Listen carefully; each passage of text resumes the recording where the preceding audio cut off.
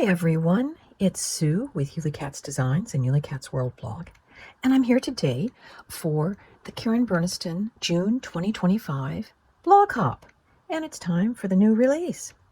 I'm going to be using two die sets from the new release, the Whirly wheel and the fishing lure charms. And to start, I've cut 3 different pieces to get our card base. This first one is 4 by 8.5. This piece is 3 3/4 by 8.5, and my piece of pattern paper is 3 3/4 by 8.5. And all my dimensions will be in my blog post as well, that you can find the link at the bottom of the YouTube. To begin, I'm going to take the little thumbnail piece and we will cut out our thumbnail. But first I am taping these 2 pieces together, and I am centering the slot just on the edge of my cards, and now I'll run that through the die cutting machine. We won't actually attach the front panel to the back until we've completed all of our mechanism on the front. So we'll separate those 2. Next, we're going to cut from 80-pound white. I'm going to cut 2 of these wheels, 2 of the arms, and 2 of the washers. I'm using the die to color in all the little arrows. You can also use, there is a stamp set that you can use.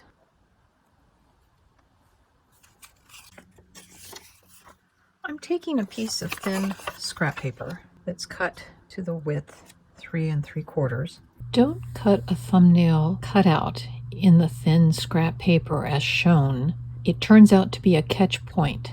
So leave the paper straight and you can trim it once your card is totally assembled and working without any catch points. This thin piece of paper is going to act as kind of the extra buffer between the 2 wheels so that they don't create catch points. Because as you can see, that right there could be a catch point, and any of these back here could be a catch point. You always need to make sure that you put the washer on the same side as your arrows, so that when you go to install it, this is the back side, remember, that way, and the arm needs to be on the opposite side of the washer. So I've made both of those the same way. To install it, so we're going to take a very fine bead of glue just around the outside edge of the washer.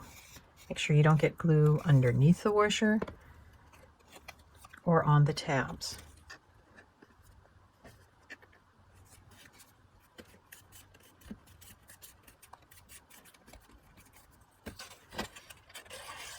And to make sure it's working, we haven't trapped anything or glued anything that shouldn't, try turning it. And now we're going to take the little slot die and we'll actually put it, I'm only putting this out in front just to kind of see as this turns around.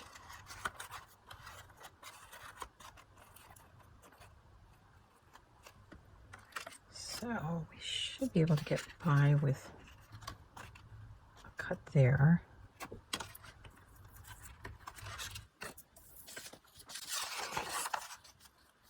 I've cut my slots in. Actually, it might be easier to turn over and show you. They're about 1/2 inch in, and one is about 2 inches from the top edge, and the other one is about 3 inches from the bottom. I've placed my piece of scrap paper lining up the edge with the edge. Don't cut a thumbnail cutout in the thin scrap paper as shown. And I've traced around the bottom slot. And we'll take and cut that out. What we're going to do with our sheet of scrap paper is we're just going to glue it at the top and bottom, and we're going to line up the slot and the edge just so we're covering this mechanism. So now when we glue them together, everything will go smoothly. Before we do that, I also cut out from the matching top paper pieces to hide up this white arm, which will also strengthen it a little bit. Tuck that in. You don't want to cut the arm to include that thermometer bulb that's at the end. You just want it to be enough so it covers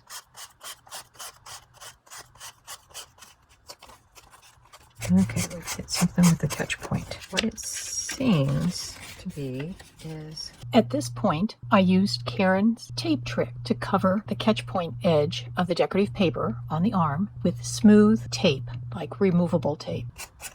That's why you always want to test these with each step so you make sure you don't have any catch points.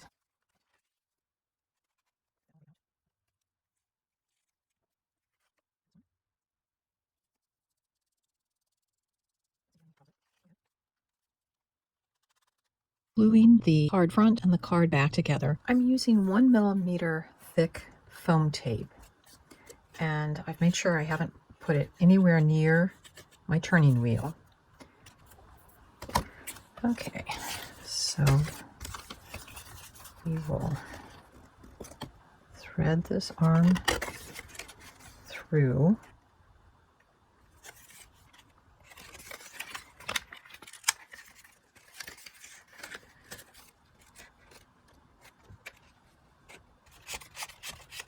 And there we have our double wheelies.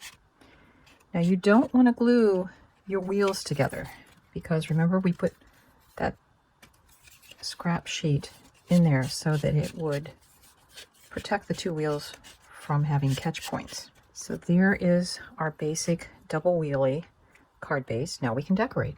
I've cut a variety of worms, which will go both inside and out. I've cut the little bobbing piece. I will go ahead, color in the rest of it. I'm going to create a fish out of 2 lures. So these are the dies I'm using, and I'm going to glue the tail on to that. There is a die that cuts 3 of the eyes in the lure die set. Basically, I just left the eye in, used my fine-tipped black marker to make the eyes, and I left just a little tiny white space. And the way we're going to decorate our worms is there are lines that are embossed on there, and we'll just highlight those. I've got my fish assembled, and I've used my glitter markers, a mint green, a pink, a blue, and a white to create my fish. And I've cut off the little loop that was on there. Remember, we added the tail. And now I've made sure that I've got this arm in the lowest inside position because I want it so if this were to go into an envelope, the card would fit.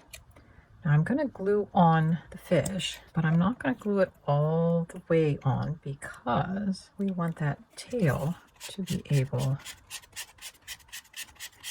to move. And you may have noticed I've glued on the bobbing ball. Again, I only glued it from about here. The glue is from about here down so that it covers that hole, but it doesn't impede it. I've cut 1 hook from silver and we'll glue our worm on there. And then I'm going to take a brad and poke a hole so that our worm will kind of swing freely.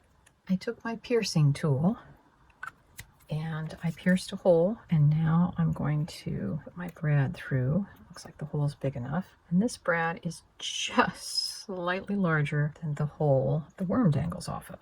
And because I'm so close to the edge, kind of bent that brad a little differently than I might normally. And I'm going to put some clear tape over all of that just so there won't be any catching points. Now the trick when it comes time to put this card in an envelope, make sure everything is tucked in like that.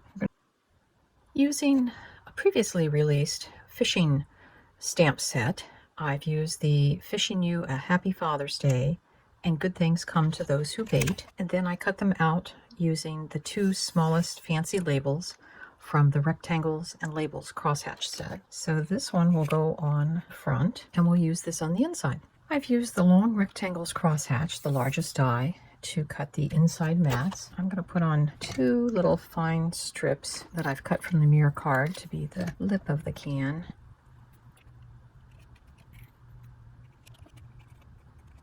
And this is where we can start decorating, filling our cans with worms. Trim off all the loops because we won't need those. For the can lid, I've used the circles crosshatch.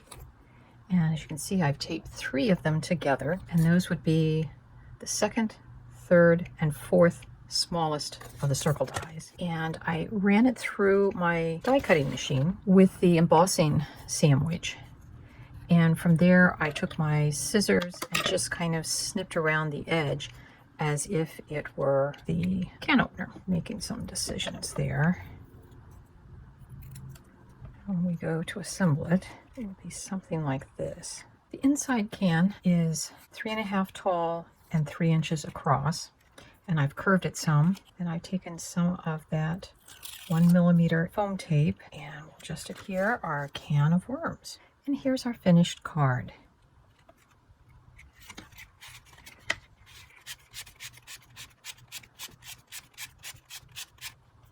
can always swing that out if you want. And to get it to close, swing that back in. Good things come to those who bait, place to sign, and our can of worms, and the worm that got away on the back. And that is our card for the June 2025 Karen Burniston release blog hop. I hope you enjoyed it and got some inspiration. And now you know how to make a double whirly wheel work. Until the next time, bye-bye.